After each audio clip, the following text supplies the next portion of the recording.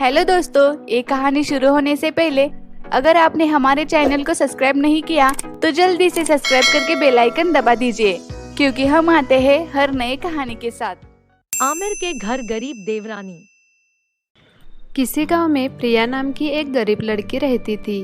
वो दिखने में बहुत सुंदर और पढ़ी लिखी थी। उसके साथ उसकी बूढ़ी माँ और पिताजी रहा करते थे। प्रिया की अब शादी की उम्र हो गई थी।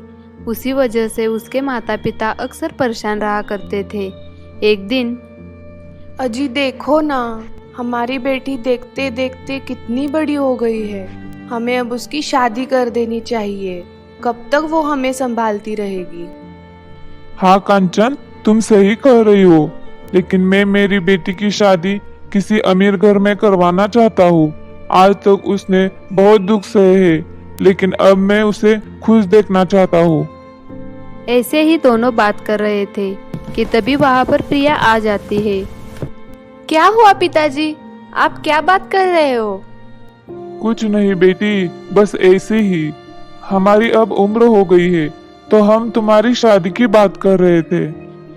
नहीं पिताजी, मैं आपको और माँ को कहीं छोड़कर नहीं जाऊंगी।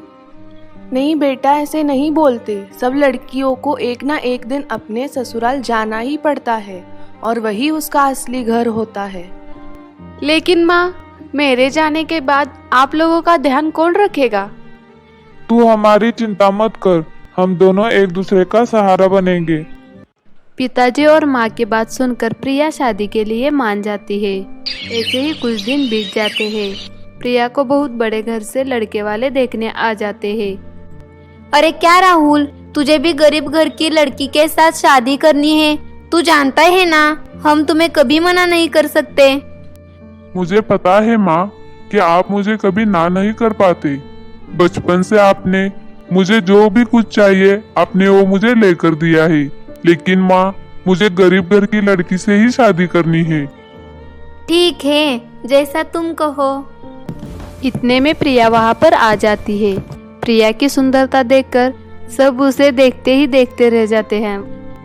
अरे कितनी अच्छी है ये तो, शादी तो मैं इसी से करूँगा। आओ आओ, बैठ जाओ यहाँ पर।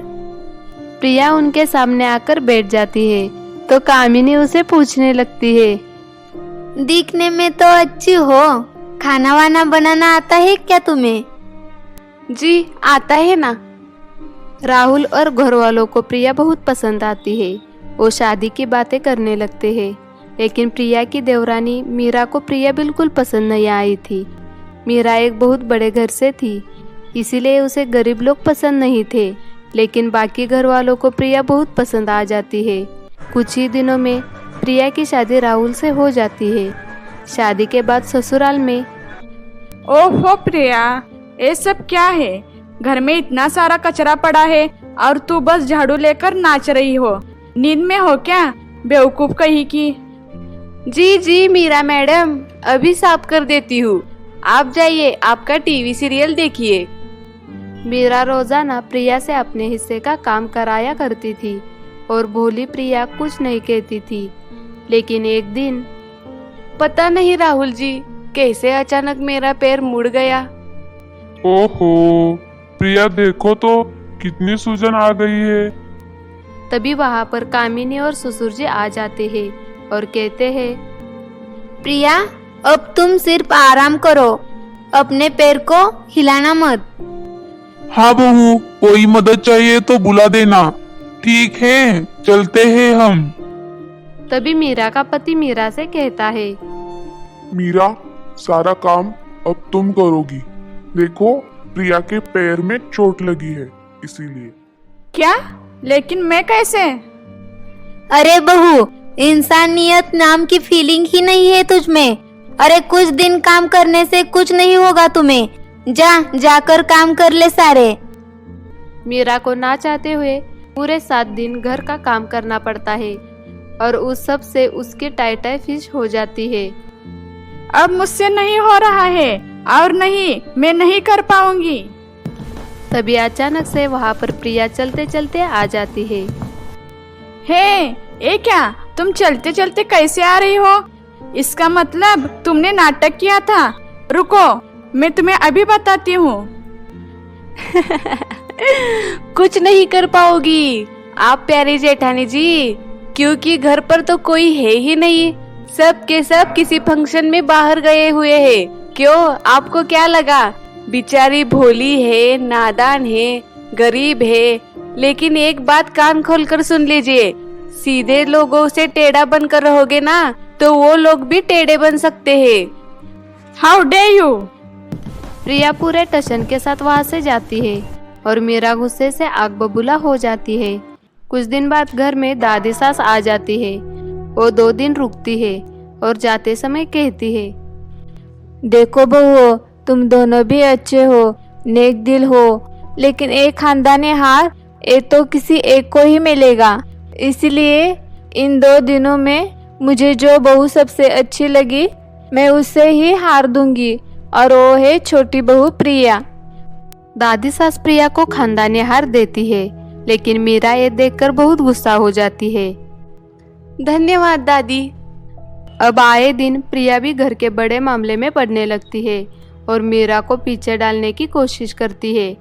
यूं ही एक दिन जब कामिनी घर की चाबियां सौंपने का फैसला लेती है, तब माँ जी, मैं इस घर की बड़ी बहू हूँ और ये चाबियों को संभालने की जिम्मेदारी भी बहुत बड़ी है। इसीलिए ये तो आप मुझे ही सौंप दीजिए। लाइए, दीजिए मुझे। नहीं नहीं, मैं तुमसे ज्यादा अब प्रिया को जानती हूँ, इसलिए मैं इन चाबियों को इसी के हाथ में थामूंगी।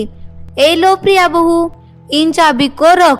मुझे पूरा भरोसा है कि तुम इस जिम्मेदारियों को बखूबी निभाओगी। जी माँ जी, धन्यवाद। मीरा फिर से बहुत गुस्सा हो जाती है और अब वो ठान लेती है कि चाहे कुछ भी हो जाए वो प्रिया को घर से बाहर निकाल कर रहेगी। ये माँ जी के कीमती जेवर है, इन्हें मैं प्रिया की अलमारी में छुपा देती हूँ ताकि वो चोर बन जाए और सबकी नज़र में गिर जाए और फिर इस घर से हमेशा हमेशा के लिए चली जाए। लेकिन जैसे ही मीरा उन जवाहरात को प्रिया की अलमारी में छुपाने जाती है, तभी अचानक सारे लोग वहां पर आ जाते हैं और मीरा का पर्दा फाश हो जाता है। अरे ये क्या करने वाली थी तुम? अरे 7 जन्म लेगी ना तो भी तुम प्रिया जैसी नहीं बन पाओगी, बेशर्म कहीं की। मीरा, तुमसे ये उम्मीद नहीं थी। मैं बहुत लकी हूँ कि प्रिया मेरी बीवी है और इस घर की बहू भी। मीरा को अपनी गलती का एहसास हो जाता है और वो हाथ जोड़कर सबसे माफी मांगने लगती है। मुझे माफ़ कर दीजिए, मैंने बहुत बड़ी गलती कर दी। प्रिया, तुम मुझे अपनी बड़ी बहन समझकर माफ़ कर दो। मीरा के हाथ जोड़ने पर प्रिया उसे माफ कर देती है। तभी घर वाले भी मीरा को माफ कर देते हैं। प्रिया और मीरा अब खुशी खुशी अपने परिवार के साथ रहने लगते हैं।